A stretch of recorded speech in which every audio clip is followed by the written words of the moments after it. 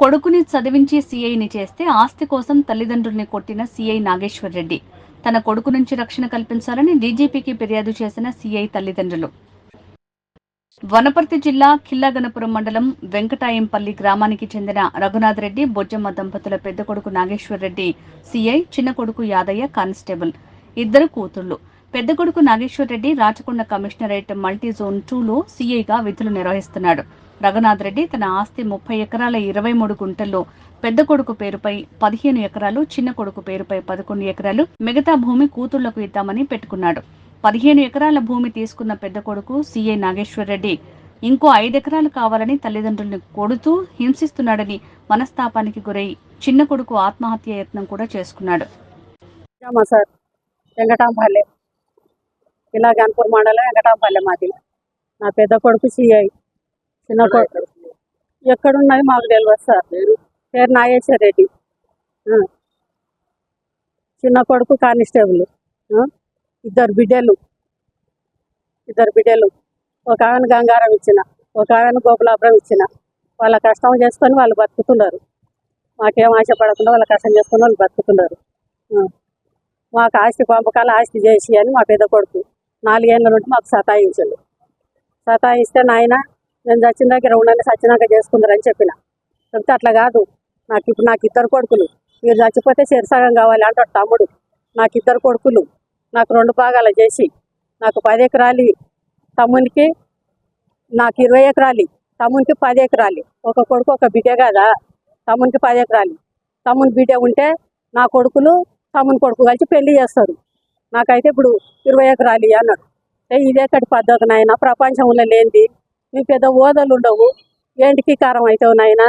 నీకు ₹1,00,000 వస్తాయి, కొంత 50,000 వస్తుంది. నీ కష్టం నువ్వు చేసుకొని బతుకున్నాయినా, నువ్వు సంపాదించుకో. ఇంత దానికి ఎందుకు రద్దీ పడతావు?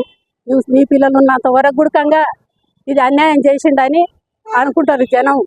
వద్దు నాయన, నీ కాలు మొక్తానాయన. ఒకవేళ అమ్మనాయన చచ్చిపోయినరు అనుకో, అమ్మనాయన చచ్చిపోతే నేనే సాకిన, నేనే చెల్లెలు పెళ్ళిళ్ళు చేసిన అనుకో, నేనే తమ్ముని సాగిన అనుకో, పెద్ద మనసు చేసుకొని ఆయన ఈ కాలం కాకున్నాయన నీ కాళ్ళు మొక్కిన చెప్తే కూడా కాక పొట్టనీకి వచ్చిండు. కుర్చీ తీసుకొని ఉరికొచ్చిండు. ఉరికొచ్చినప్పుడు నాకు మోకాళ్ళకి ఆపరేషన్ అయ్యింది, లేచే పరిస్థితిలో లేను. నేను లబలబ మొత్తుకునే వాళ్ళకల్లా నా ముందర కుర్చీ వాళ్ళకి పెట్టిండు. అట్లా 4 సార్లు వచ్చి 4 కుర్చీలు వాళ్ళకి తెగిండు. ఒక్కడు ఒంటిగా వచ్చిండు. పేపర్ తీసుకొని వచ్చి నాకు ఏడాడిస్తావు ఇక్కడ రాసి, ఫస్ట్ నాకు ఏడాడిస్తావు రాసి అని 2 సార్లు వచ్చి బెదిరించిండు. బెదిరిస్తే ఉడకంగా నువ్వు చంపినా సరే కానీ 10 మందిని తోలుకొచ్చుకొని అయితే ఆయన చేసిస్తా కానీ 10 మందిలో మాట్లాడుకొని చేసుకుందరని చెప్పినాక నేను మా అక్క కొడుకును పిలిపించిన. మా పెద్ద మంచి వాళ్ళ అక్క కొడుకును పిలిపించి అట్లేట నాగేశ్వరరెడ్డి ఉండని 4 దినాలు మీకు ఎక్కడ పోతుందని అన్నారు. లేదు మా నాకు ఇప్పుడే చెప్పియాలి అన్నాడు. చెప్పిండంటే సరిసాగం చేసుకొని రాయని చెప్పిండు. రామాంజనేయులు చెప్పిండు. చెప్పినాక నువ్వు ఇట్లా అడిగినావంట అని అడిగిండు. అయినా మామ అవుతాడు. 4 ఎకరాలు వస్తుంది మామ, పెళ్ళాళ్ళకు సరి ఎకర ఇస్తా అంటున్నాడు కదా నాయన, వాళ్ళు కష్టం చేసిండ్రు కదా, ఇయ్యకోకో మాకేం బాధ లేదు, మాకు సరి 14 ఎకరాలు వస్తుంది మామ, చేసుకుంటాం అన్నాడు. అంటే నేనేం చెప్పిన, నాయన చేసుకుంటారు ఎట్లా, నేను చేసిస్తాను. పెద్ద మనుషుల తోలుకొచ్చి పార్కాత రాసుకొని పార్కాత రాసుకున్నాక ఓ క్లాస్ అన్ని తోలుకొచ్చుకొని కొలతలు చేసుకొని మళ్ళీ దేశాలు రాసుకోండి. ఈ దేశకు నేనుంటా, ఆ దేశకు నేనుంటా, ఇక్కడ వాడు ఇక్కడ నేను దేశాలు రాసుకొని చేసుకోండి నాయన అని చెప్పిన. అట్లా కాదు, నాకు రాసి నాకు ఎక్కనో తిక్కు రాసి అని మళ్ళీ ఓసారి వచ్చిండు. పార్కాత రాసి ఇచ్చినాకనే మళ్ళీ వచ్చిండు అన్నాడు. జనవరి ముందర వచ్చే పోతున్నాయి, ఎలా వస్తా చూడు.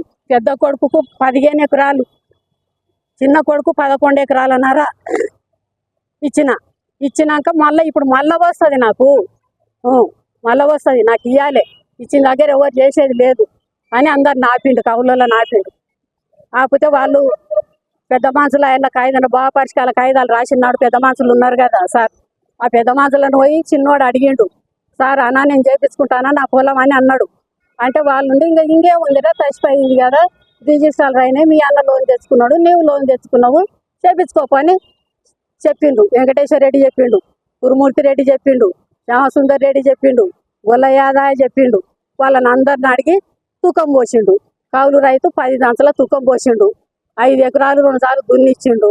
ఇప్పుడు 30 వేల చిల్లర అయింది వానికి ఖర్చు. అయినాక పోపించినాక వచ్చి ఇప్పుడు అందరిని ఊళ్ళే మొత్తం ఎన్ని టాక్టాలు ఉంటే అన్ని టాక్టాలు రద్దు. ఎవరు పోయినా మీ మీద కేసు చేస్తా, మీ మీద కేసు చేస్తా అని అందరినీ బెదిరించిండు. చుట్టుముట్టు తాండలు ఉండే తాండలను కూడా బెదిరించిండు. ప్రతి మంచికి చెప్పిండు చుట్టుముట్టు పల్లెలకు గుర్తంగా ఎవరు పోవద్దు. మా తమ్ముడు వచ్చి నువ్వు చెప్పినట్లు ఒప్పుకుంటానే అని నన్ను అడిగితే నాతోటి వాడు ఫోన్ చేసి నాతోటి మాట్లాడిపిస్తే మిమ్మలను అప్పుడు నేను చెప్తా మీకు దున్ననికి, అంతవరకు పోయేది లేదని బెదిరించింది. వాడు మొన్న 2 దినాలు 3 దినాలు 4 దినాల తర్వాత తిరిగి మందిని అడుక్కున్నాడు. మేము రామయ్య నీ వంట ఫోన్ చేసి మా ఆయన చెప్పినట్లు ఇంత అని మాట్లాడితే మామూలు అప్పుడు ఫోన్ చేయమన్నాడు. 5 ఎకరాలు కావాలి, ఇవ్వకపోతే తలకాయ రోట్లో పెట్టి దాంస్తా అని మాతోటి అన్నాడు. తలకాయ రోట్లో పెట్టి దాంస్తా, నరికి పొలి జాలుతా తమ్ముడిని అట్లా. మామూలు ఏమంటాడు, బిడ్డ నీ లంజ గుద్దల జంగుడు లంజదానా, నేను చెప్పినట్లు వింటావా లేదా, నీవే నేర్పుతున్నావే తమ్మునికి అంటాడు. నీవే నేర్పుతున్నావే లంజదానా అని. మాకు ఒకరి దగ్గర ఒకరు పోగుద్దు, మామూలు వచ్చి కొడుతుండడు. వాళ్ళు ఎవరంతలకు వాళ్ళు ఉండేటట్లు పిలిపించి భయం పెట్టు సార్ అని చెప్పినాం. ఇప్పుడు పోయి అడిగినాం కూడా పోయి అడిగినాం. ఇప్పుడు పార్కాతి ఎట్లుందో వాళ్ళ రిజిస్ట్రార్ రూల్ ఎట్లుందో అట్లే ఎవరి దాళ్ళు చేసుకోమని సార్, లొల్లు వద్దు. నువ్వు చెప్తేనన్నా ఇంటడేమో నాగేశ్వర రెడ్డి అని నీ తానికి వచ్చినాను సారు, నీ కాళ్ళు మోపుతాను సార్ అంటే అంత ఆయన కొనాలంటే నడుగుండి బయటికి నడుగుండి, మీరు నడుగు దమాకు లేదు మీకు, బయటికి నడుగుండ్రు అని అన్నాడు. మేము కాళ్ళు మోపుతామంటే ఒక మా మాటలు బయటకు దొరికించండి. పోయిన అని తలిగితే బెదురుకొని బయటకు వచ్చినాం. మేము నాగేశ్వర రెడ్డి తోటి ఫోన్లో మాట్లాడేది మేము విన్నాం. నేను సంపాదించిన సార్ అంటాడు. అంటే నీవు ఆయన సంపాదించిన ఆయన అంటున్నాడు కదా సార్. ఆయన జాబ్ రాకముందు మాతోటి ఎన్ని బాండ్ కాయిదాలు ఉండవు, ఒకసారి చూడుండు సార్, మా బాండ్ కాయిదాలన్నా చూడుండు సార్ అన్న. సార్ మీ సోయి మా చెప్తున్నాడు అని ఏదో ఆయన ఇంగ్లీష్లో మాట్లాడాడు తిట్టినట్లు. ఎవరి దగ్గర లేవు సారు, మేము ఇప్పుడు ఒంటిగానే ఉండవు, 2 ఏళ్ళు అవుతుంది ఒంటిగానే ఉండవు. అంతకు తొలిగా మా చిన్న బిడ్డ ఆర్మీ జాబ్ ఆయనకి ఇస్తే వాళ్ళ అత్తమ్మ తోటి ఉండనీకే వాళ్ళ ఇల్లు కడాకుంది. ఆడ దొంగల బాధ అని చెప్పని మాతోటే పెట్టిపోయింది అల్లుడు. 10 ఏళ్ళు ఆమెనే వండి పెట్టింది మాకు. ఆమె కష్టమే తిన్నాం, 10 ఏళ్ళు ఆమె కష్టమే తిన్నాం. అప్పుడు నీళ్ళు లేవు.